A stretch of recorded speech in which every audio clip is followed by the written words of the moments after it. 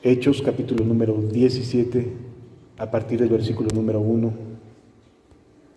dice la Escritura: pasando por Anfípolis y Apolonia, llegaron a Tesalónica, donde había una sinagoga de los judíos. Estaban en un viaje misionero y el apóstol Pablo acostumbraba que cuando llegaba a una ciudad, como no conocía a nadie en esa ciudad, generalmente lo que hacía en su calidad de judío era ir y entrar a la sinagoga y entonces ahí tratar de compartir acerca de Cristo.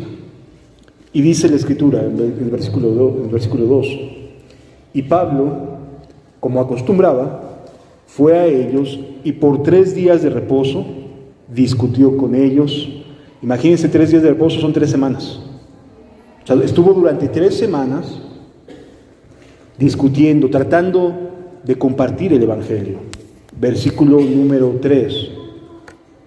¿Qué era lo que trataba de discutir Pablo? O sea, ¿cuál era el énfasis de su predicación? ¿Cuál era el énfasis de su mensaje? ¿Qué trataba de hacer entender a los judíos que se congregaban en esta sinagoga de Tesalónica? Declarando y exponiendo por medio de las Escrituras, fíjense que era necesario que el Cristo padeciese y resucitase de los muertos, y que Jesús, a quien yo os anuncio, decía él, es el Cristo. Aquí el mensaje del apóstol Pablo tenía un propósito: tratar de explicar por medio de las Escrituras la necesidad de que Cristo muriera y resucitara. Es bien importante este mensaje porque para los judíos, y lo tenemos que entender así, el Mesías tenía que gobernar, no podía morir, ¿sí? El Mesías que ellos esperan no es un Mesías que pudieran derrotar en una cruz. Así que para el apóstol Pablo implicaba un desafío de, por medio de las Escrituras, tratar de explicar y de decirles: el Cristo era necesario que padeciese y que muriera, pero no solo que eso, sino que además resucitara al tercer día. Y en eso concentraba el apóstol sus esfuerzos. En eso trataba de demostrar la importancia que tiene la muerte y la resurrección de Jesús. ¿Cuáles fueron los resultados de este esfuerzo del apóstol Pablo?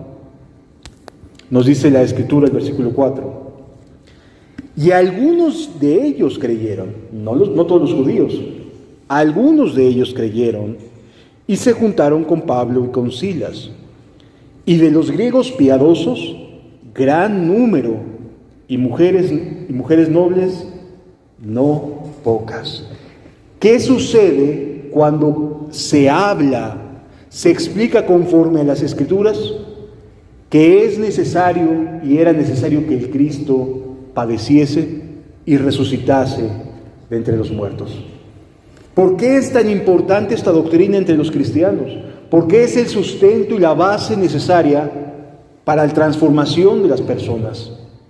Amados, vivimos en un mundo que te ofrece cambios, que te ofrece cosas novedosas, que está buscando nuevas creaciones y tratar de que la gente se entusiasme más y se vuelva más consumidora. Y entonces estamos en una búsqueda todo el tiempo, de que las personas se convenzan a través de nuevas emociones, nuevos distractores, nuevos eventos.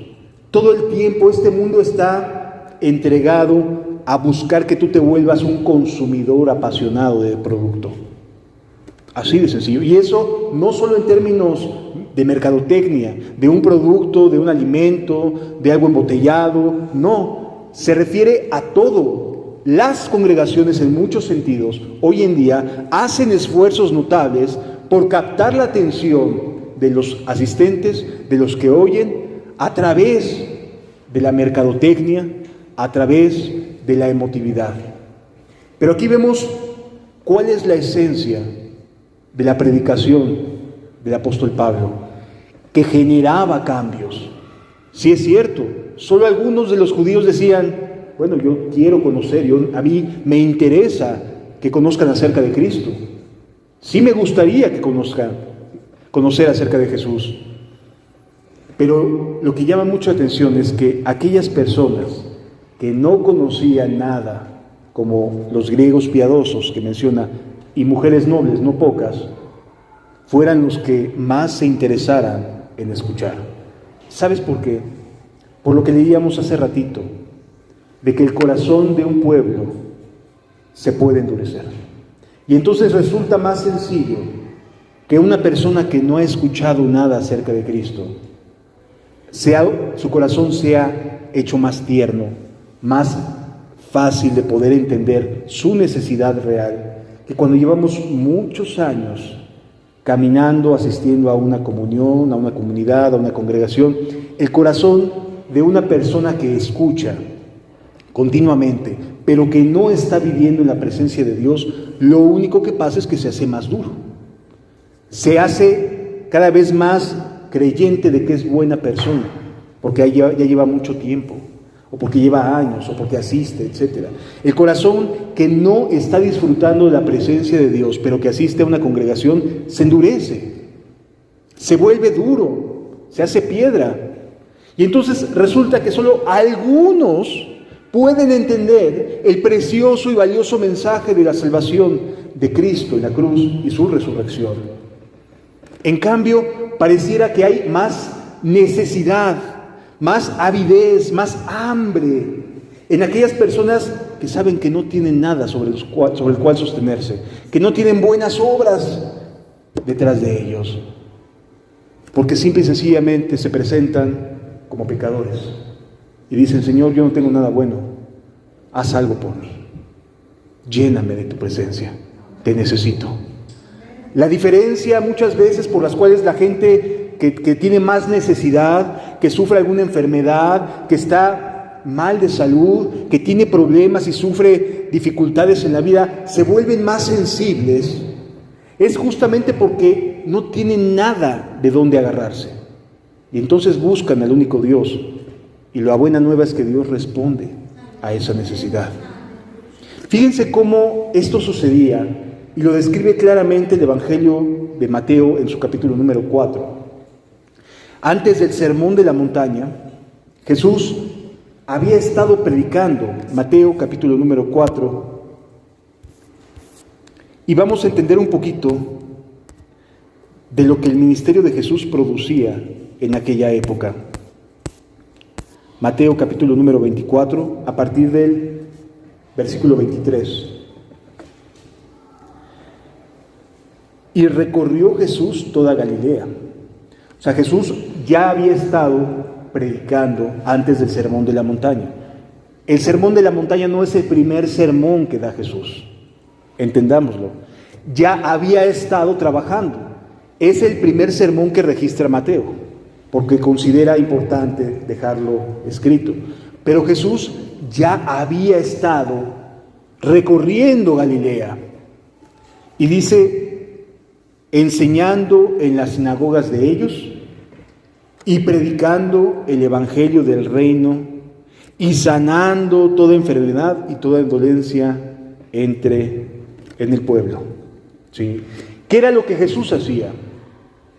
Jesús, al mismo que Pablo predicaba, que llegó hasta la cruz y resucitó y hoy está vivo y sigue siendo el mismo, este mismo que vamos a leer, ¿sí?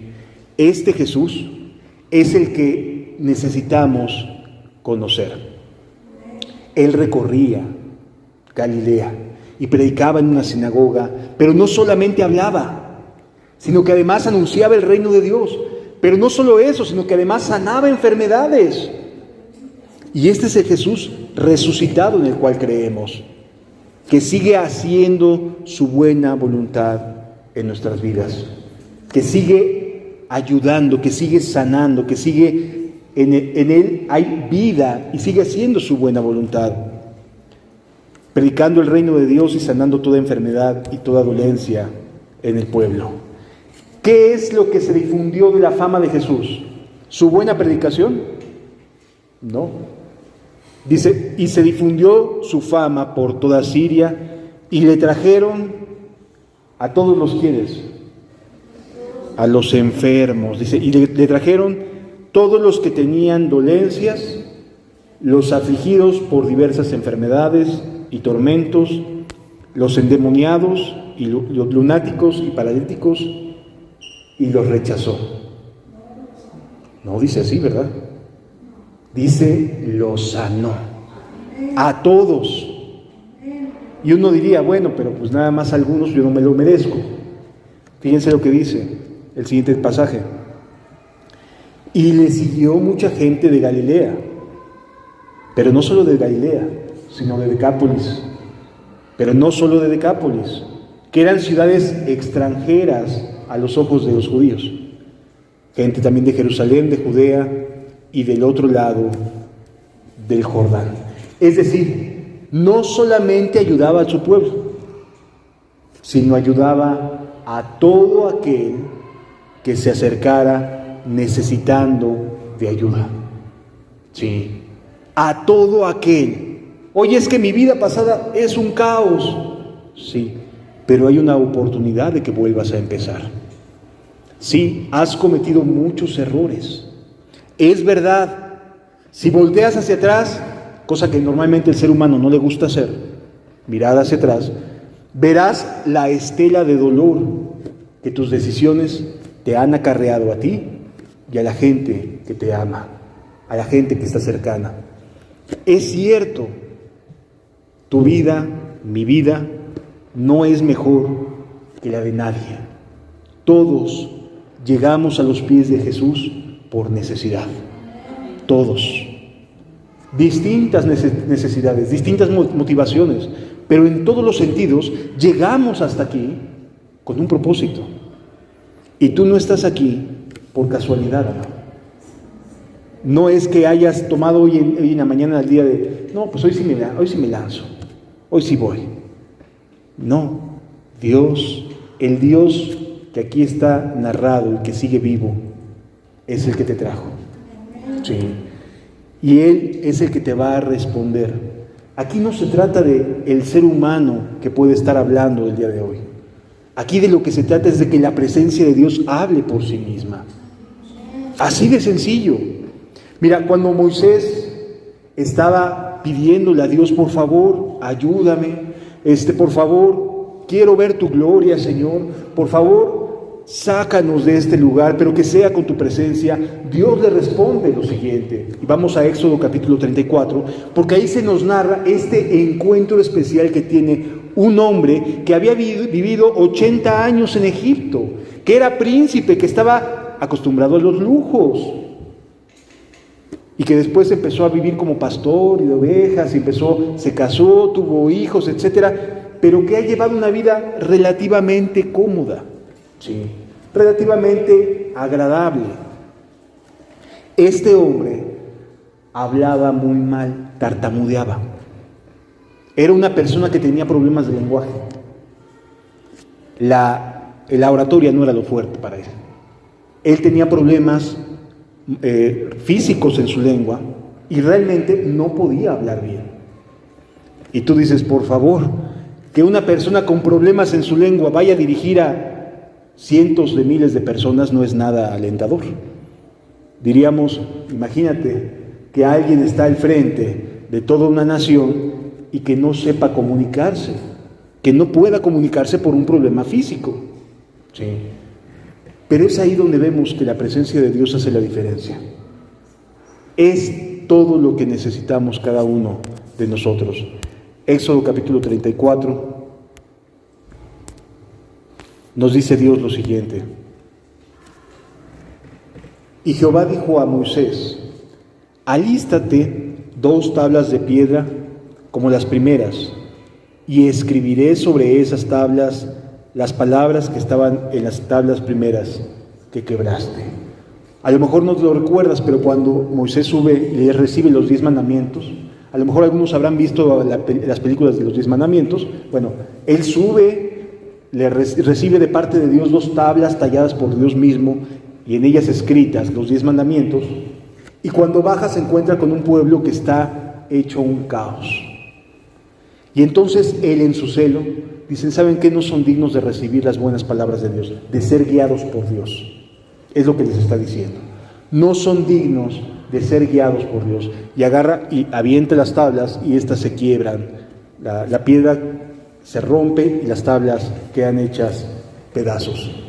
Y entonces aquí lo que vamos a ver es una renovación, una restauración de la buena voluntad de Dios a favor de un pueblo que Dios sabía que era duro de corazón, pero que quería ayudar, que quería salvar, que tenía misericordia para con ellos.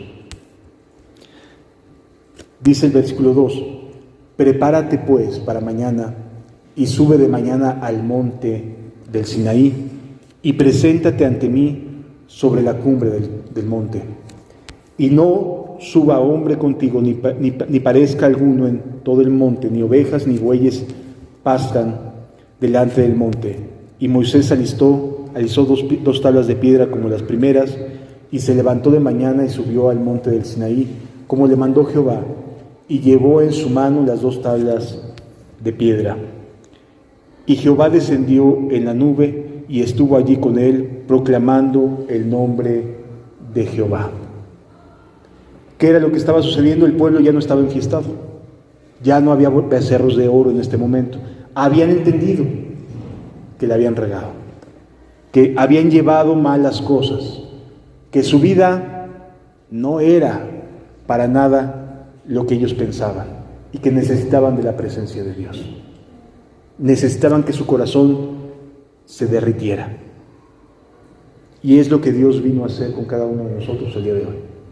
Que su presencia nos derrita, que nos haga entender que solo Él puede salvarnos de nosotros mismos, de nuestras propias pasiones. Porque, amado, tú comienzas a hacer algo y te vas a volver esclavo de eso que haces. Te vas a rendir y va a ser tu prioridad. ¿Sí?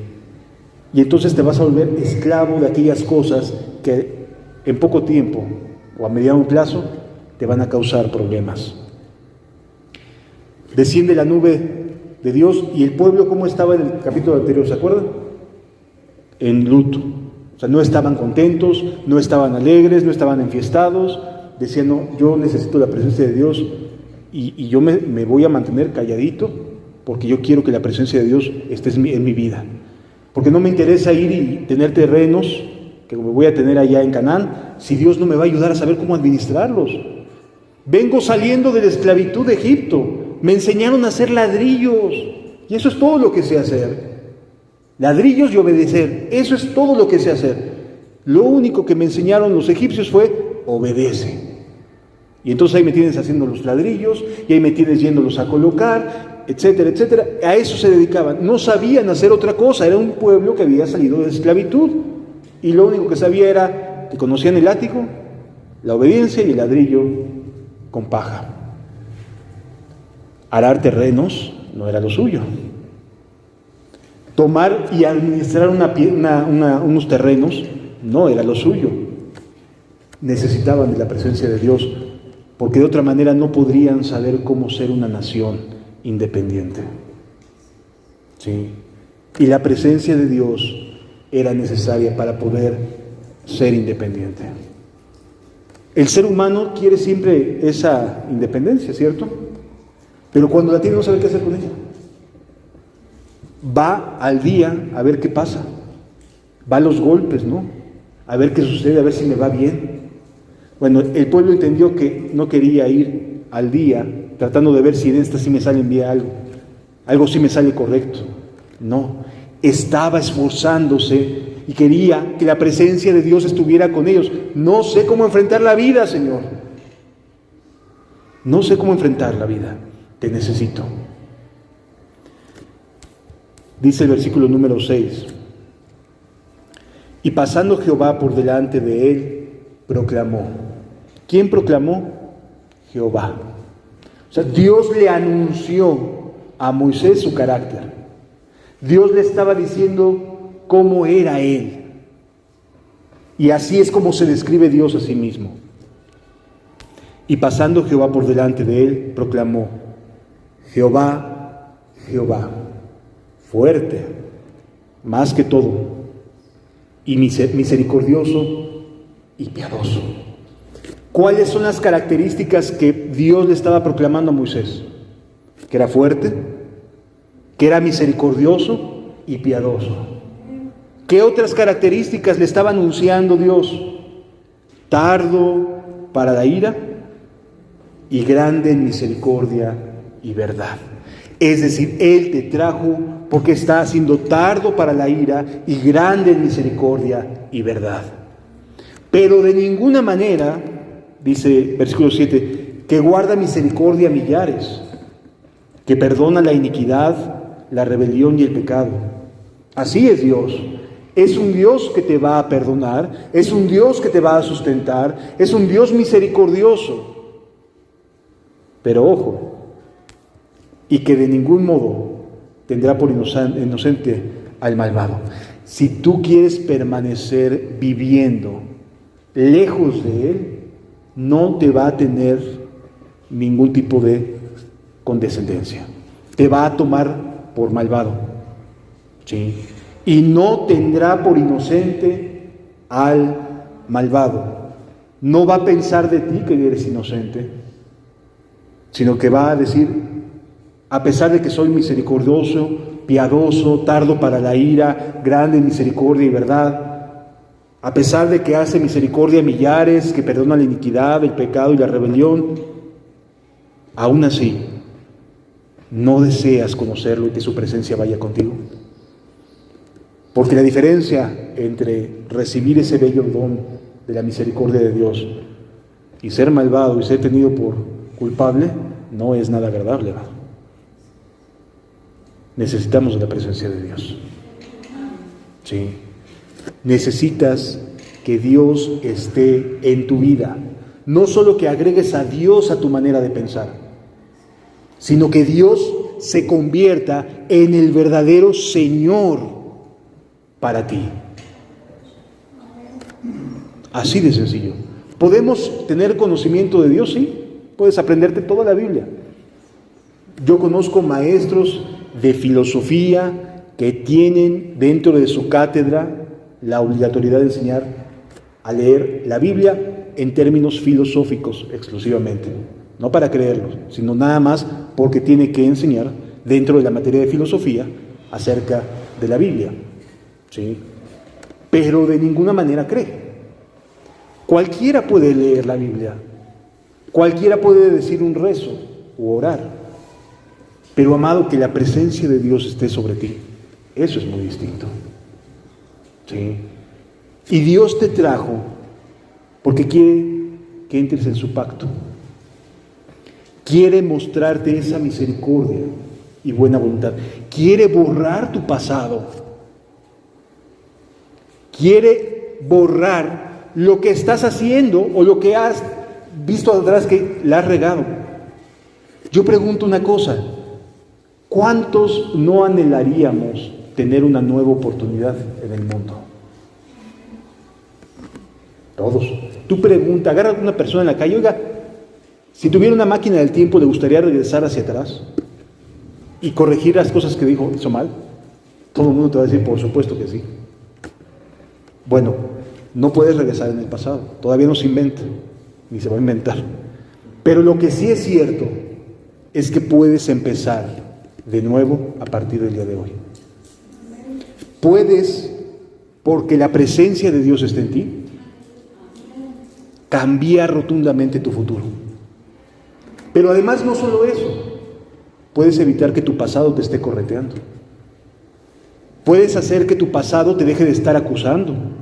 Es que tú eras así, es que tú eras asado. Por eso es necesario lo que hizo Pablo.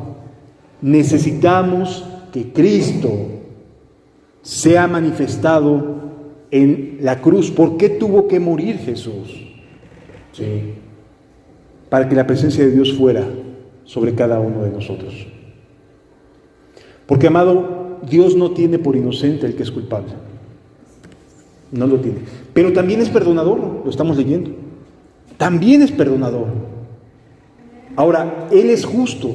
¿Cómo puede no tener por inocente al que es culpable, poderlo perdonar y además que se haga justicia sobre el malvado? Porque ese es el detalle. Aquí estamos viendo el carácter de Dios en lo que estamos leyendo. Y el carácter de Dios es que es tardo para la ira, grande en misericordia y verdad, que guarda misericordia a millares. Y esos millares, no creas que son las personas más extraordinarias del mundo. De hecho, de lo de atrás de la manada toma Dios, de lo vil y de lo menospreciado, de lo que no es. Entonces, esas millares de personas de las que hace misericordia Dios, no son los más adecuados, no son los más inteligentes, no son los más hábiles, no son los más santos. Por el contrario, Él vino a buscar y salvar lo que se había perdido. Así que, ¿quiénes somos los perdidos? ¿Quiénes somos los que tenemos necesidad de que su presencia vaya con nosotros? Porque aunque tengamos éxito hacia adelante, no vamos a saber qué hacer con ello. Porque las pasiones se desbordan en el corazón humano. ¿Quién es el único que puede ayudarnos? Dios y su misericordia. Por eso dice que guarda misericordia a millares, que perdona la iniquidad. ¿Cuál iniquidad? La tuya, la mía. ¿Cuál iniquidad? La nuestra. La rebelión. Ay, Señor, no tengo ganas de hacer esto. Hoy no. Y el pecado. Pero esta parte del carácter de Dios tiene que tener una contraparte de justicia. Por eso dice, y que de ningún modo tendrá por inocente al malvado. Es más, continúa diciendo el texto, que visita la iniquidad, o sea, está presente en la iniquidad. Cuando tú crees que nadie te ve, Dios sí te está viendo. Cuando tú piensas que de esto ya la libré, nadie se dio cuenta. No, Dios sí se dio cuenta. Él está visitando la iniquidad. La expresión visitar quiere decir que está ahí. Cuando tú crees que nadie te ve, Él sí te ve. Él sí te ve y le estás ofendiendo. Él es así nuestro Dios. Visita la iniquidad, pero no solo la nuestra, sino lo que estamos haciéndole a nuestros hijos y a los hijos de nuestros hijos. Por eso dice, visita la iniquidad de los padres sobre los hijos. Estás generando pecadores en potencia, porque simple y sencillamente no quieres enfrentarte a decirle a tu hijo, ¿sabes qué? Por aquí no. Esto sí, esto no. Ay, es que, ¿qué me va a decir? Es que, ¿cómo? Me da pena. ¿Cómo crees? Amado, Dios está viendo cómo actuamos con nuestra familia, con nuestros hijos. Él visita la iniquidad de los padres sobre los hijos hasta la tercera y cuarta generación. Entonces dice la Escritura, versículo 8, entonces Moisés, apresurándose, bajó la cabeza hacia el suelo y adoró. Amados, Dios se presenta dispuesto a ayudarte, a perdonarte, a restaurarte, a reconciliarse contigo, a que vuelvas a empezar. Hoy. No mañana, hoy. Está dispuesto. Pero hay algo que tiene que suceder en tu corazón. Fíjense lo que sucede en el versículo 9. Y dijo, si ahora, Señor, he hallado gracia en tus ojos, vaya ahora el Señor en medio de nosotros. ¿Sabes qué pidió Moisés? Tu presencia sobre nosotros. Señor, estás aquí. Tu presencia sobre nosotros, por favor. Tu presencia sobre nosotros. Porque es un pueblo de dura cerviz. No la vamos a librar. Vamos a caer en lo mismo que otros grupos, Señor. Vamos a terminar haciendo lo mismo que el resto de las naciones. Somos duros de cerviz. Sí, es cierto. Tienes razón. Si tú no me ayudas, yo voy a acabar haciendo lo mismo que la religión muerta. Voy a terminar empezando en el espíritu y terminando en las obras de la carne. Mi corazón es duro, Señor. Nuestro corazón es duro. Y amados, no podemos negarlo. Mi corazón y el nuestro es un corazón duro de servir. Y lo único que puede cambiar eso es que Dios nos ayude y tenga misericordia de nosotros. Porque aun cuando hayamos nacido de nuevo, nuestro corazón se inclina hacia lo malo. Es bien fácil, está bien a la mano, es bien accesible. Y estamos todo el tiempo luchando. Si Dios no se compadece de ti y de mí, con su presencia, haciendo notable que está con nosotros, compadeciéndose, siendo misericordioso, amados, no la vamos a librar. Nuestro corazón se va a inclinar y se va a volver a lo malo o a lo religioso. Y acabaremos como fariseos, muy duros con los demás, pero muy condescendientes con nosotros mismos. Dios no desea eso. Moisés entendió el mensaje de que el corazón era duro. Y entonces, en la presencia de Dios, cuando Dios está proclamando su misericordia, cuando se está describiendo a sí mismo, aprovecha a Moisés y le dice: por favor, ayúdanos a nosotros. Por favor, si he hallado gracia, vaya ahora el Señor en medio de nosotros, porque mi corazón es duro, porque nuestro corazón es un corazón que se endurece, que fácilmente se inclina a lo malo, que fácilmente reacciona y devuelve mal por mal. Se enoja, se endurece, porque es pueblo de dura cerviz y perdona nuestra iniquidad y nuestro pecado y tómanos por tu heredad. ¡Wow! Señor, sabemos que no te merecemos. Nuestro corazón es duro. Perdónanos y tómanos por tu heredad. Haznos tuyos, Señor. Este corazón es el que Dios busca en ti y en mí. Un corazón que dice: ni el pueblo ni yo merecemos nada, Señor. No somos mejores que los que están allá afuera. No somos mejores que los que se quedan en casa viendo algún programa de televisión. No somos mejores que los que se emborracharon anoche. Hoy Él quiso traernos. Por su misericordia decidió traernos. Pero no porque fuéramos mejores que los que hoy en día no le buscan, sino porque Él tiene misericordia a millares. Millares, no somos los únicos, son millares. No hay que sentirnos superiores o escogidos o especiales. Es a millares que tiene misericordia Dios. Y lo que necesitamos, Señor, es que me tomes por tu heredad. Si es cierto, yo sé que soy duro de servicio. Si es cierto, soy bien terco. A veces estoy duro y dale con mis pensamientos, Señor. Pero tómame por tu heredad. Que tu presencia vaya con nosotros. Y el versículo 10 es maravilloso. Y quien lo desee creer puede tener una esperanza distinta a partir del día de hoy. Y él contestó: Dios, he aquí, yo hago pacto delante de todo tu pueblo. Los va a tomar por heredad. Le dijo sí a Moisés. No lo merecía. Y le dijo sí. Sí quiero. Haré maravillas que no han sido hechas en toda la tierra. Fíjense cómo le está prometiendo algo a un pueblo que es duro de servir. Haré maravillas que no se han hecho en toda la tierra, ni en nación alguna, y verá todo el pueblo en medio del cual estás tú, la obra de Jehová, porque será cosa tremenda la que haré yo contigo. Dios se compromete contigo, pero no puede tenerte por inocente si eres culpable. Así que necesita que su ira, su justicia, en lugar de que caiga sobre ti, caiga sobre alguien más, sobre Cristo.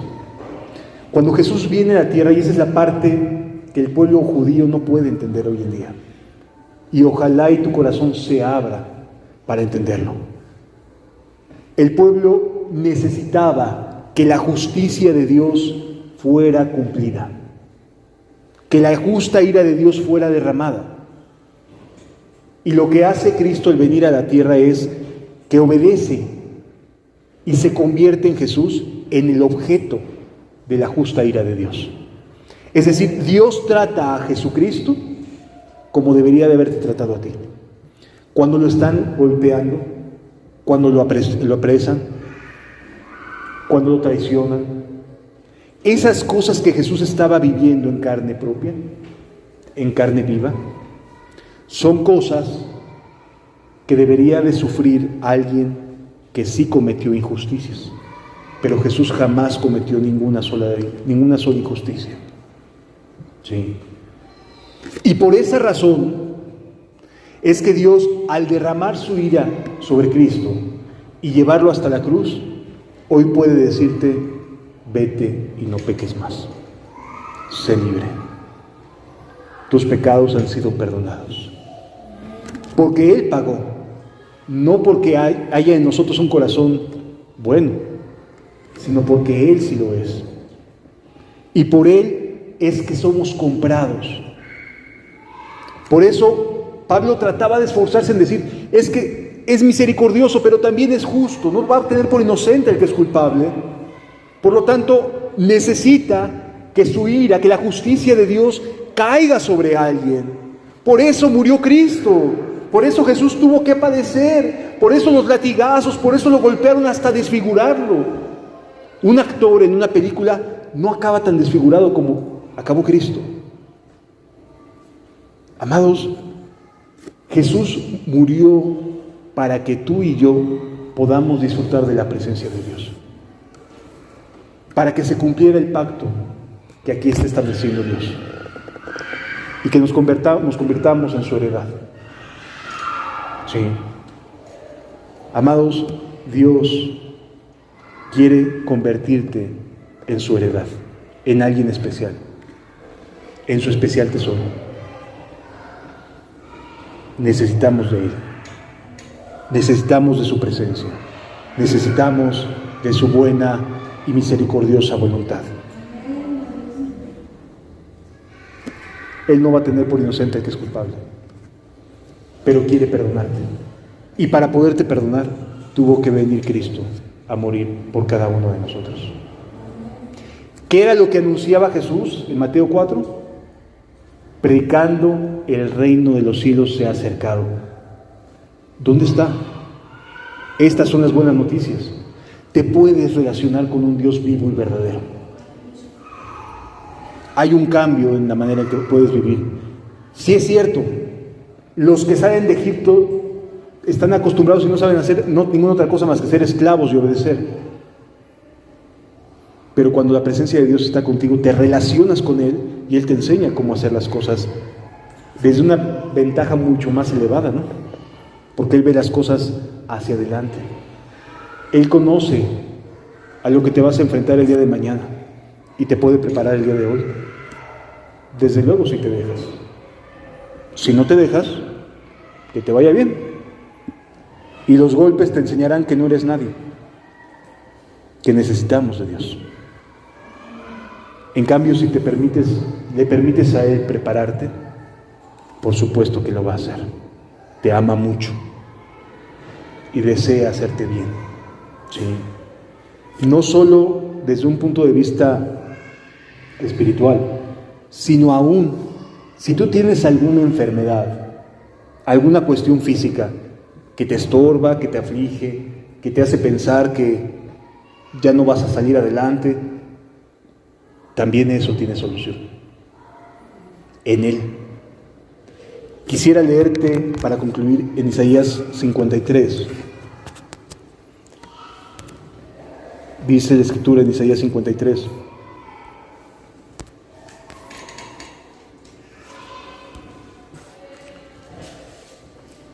¿Quién ha creído en nuestro anuncio? Es muy difícil de creer, pero lo que hizo Dios por ti es maravilloso. ¿Quién ha creído en nuestro anuncio?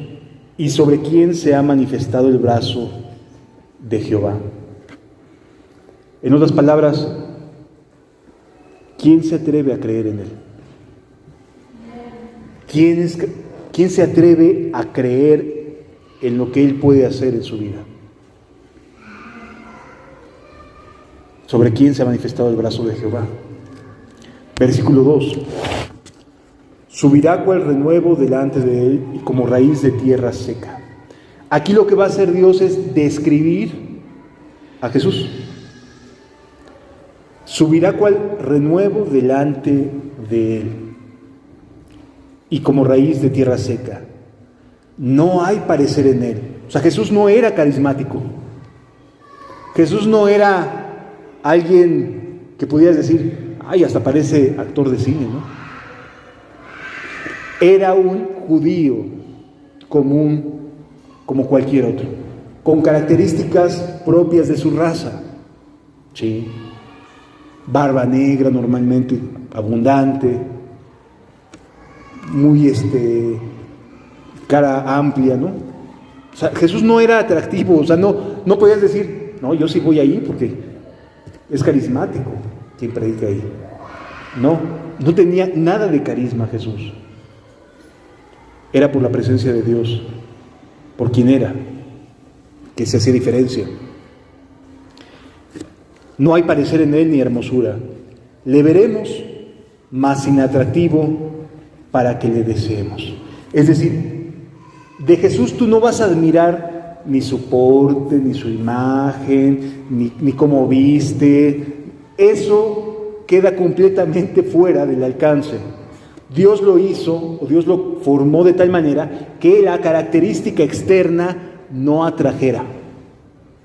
¿Por qué? Porque lo que iba a hacer es dar vida eterna, y este cuerpo se hace polvo, no sirve. No puedes cimentar tu confianza en alguien cuya decadencia física es notable, ¿no? Necesitabas poner tu confianza en alguien que su vida fuera eterna, que te prometiera vida eterna, no vida momentánea. Por eso no le da hermosura, por eso no es de ojos azules ni verdes, como lo ponen en las películas. No, era un hebreo más, sin ninguna característica que le atrajera a la gente, que dijera, ah, mira. No dijeron hasta de Nazaret puede salir algo bueno. O sea, hasta donde ejercía su ministerio, podía ser catalogado como de lo peor. Pues si fuera el Mesías debería estar en Jerusalén, ¿no? No, Jesús desarrolla su ministerio de acuerdo a los planes de Dios. Versículo 3. Despreciado y desechado entre los hombres. Amados, así actúa este mundo hoy con Jesús. Todo el mundo dice ser católico, cristiano, distintos tipos de pensamiento. Yo sí creo en Dios. Ok. Pero cuando les hablas acerca de Jesús lo desprecian. No, es buen maestro. Sí, enseñó cosas lindas nada más. Porque hoy en día déjame decirte que ya nadie puede negar que existió. Hay suficientes evidencias históricas y arqueológicas para saber que Jesús sí existió, que es fue una persona real en el año 0, del 0 al 33. Sí. Pero es despreciado por las personas. Es más, este ambiente es un ambiente anticristiano en el que vivimos.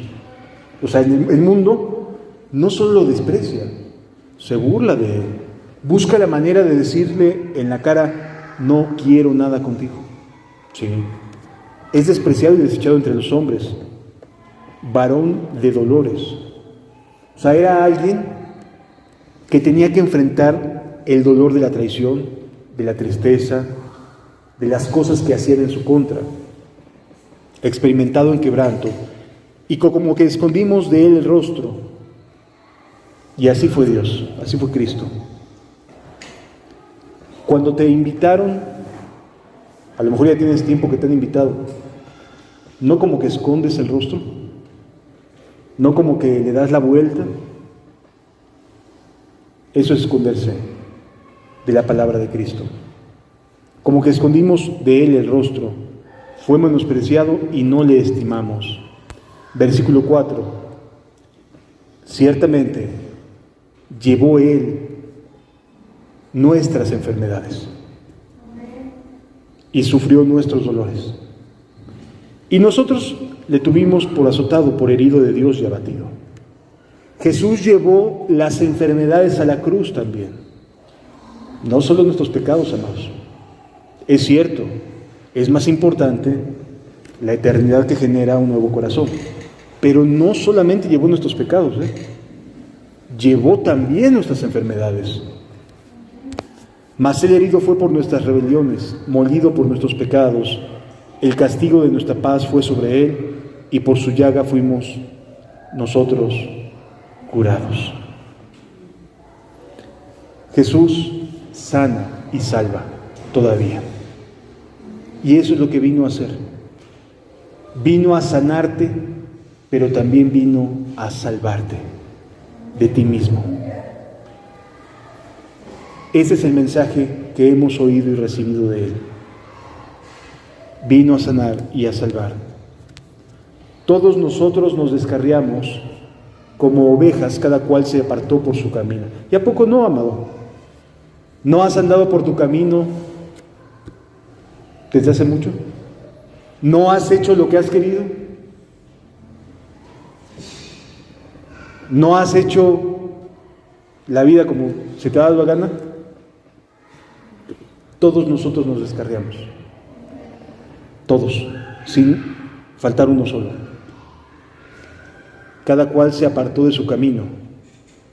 Mas Jehová cargó el pecado de todos nosotros. Mas Jehová cargó en él el pecado de todos nosotros. Todas esas cosas que hiciste mal, ¿te acuerdas? Todo eso en lo que le has regado una y otra vez. Bueno, todo eso lo cargó Dios sobre Jesús. Angustiado él y afligido, no abrió su boca. Como cordero fue llevado al matadero, y como oveja delante de sus trasquiladores, enmudeció y no abrió su boca. ¿Quién ha creído en nuestro anuncio? ¿Y sobre quién se ha manifestado esto? El mensaje de Dios. Que Jesús en la cruz estaba reconciliando al mundo con el Señor. Y resucitó para hacernos saber que el mismo Jesús que llevó nuestros pecados también llevó nuestras enfermedades. ¿Lo crees?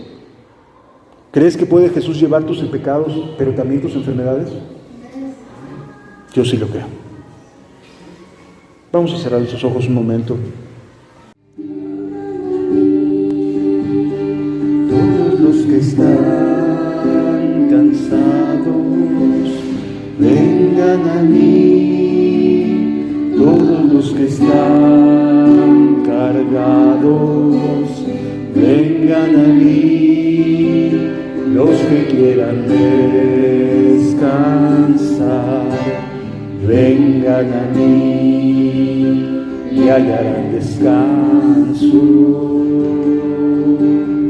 Vengan a mí, todos los que están cansados, vengan a mí, todos los que están cargados, vengan a mí.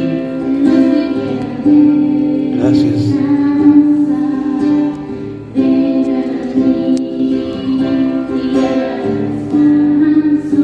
Por favor, Señor, por favor.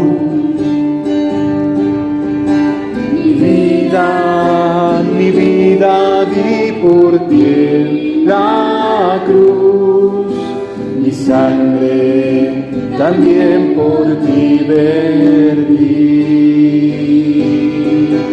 para que puedas tú confiar en mí, para que puedas descansar. Mi vida di por ti en la cruz, mi sangre también por ti vertí, para que pueda confiar en mí para que puedas descansar.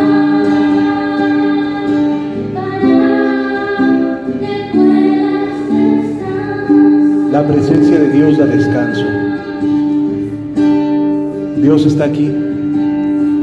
Háblale. Dile lo que necesitas. Exprésale tu necesidad. Exprésale a Él. Habla con Él. Dile que te ayude, que te sane, que te limpie. Dile que quieres ser su heredad. Él está aquí para escucharte.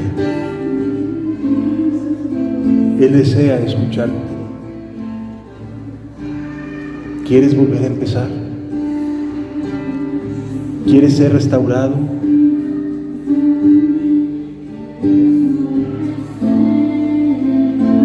Está aquí para ti. No hay montaña tan alta que Dios no la mueva. No hay sustancia contraria que Dios no la cambie. No hay dolor ni angustia que Dios no la sane. Gracias, Jesús.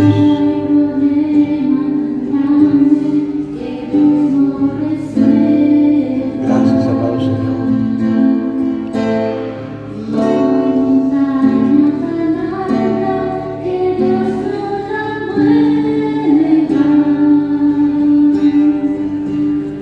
No hay circunstancia contraria que Dios no la cambie.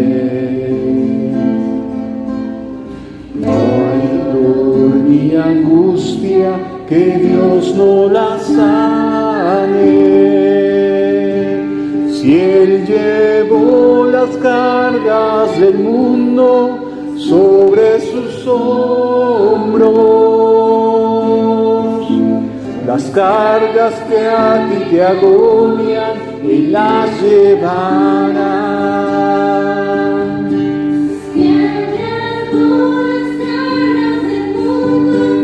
Sobre sus hombros te va a ayudar. Las cargas que a ti te agobian, Él las llevará. Te dice, venid a mí, los trabajados, y yo os haré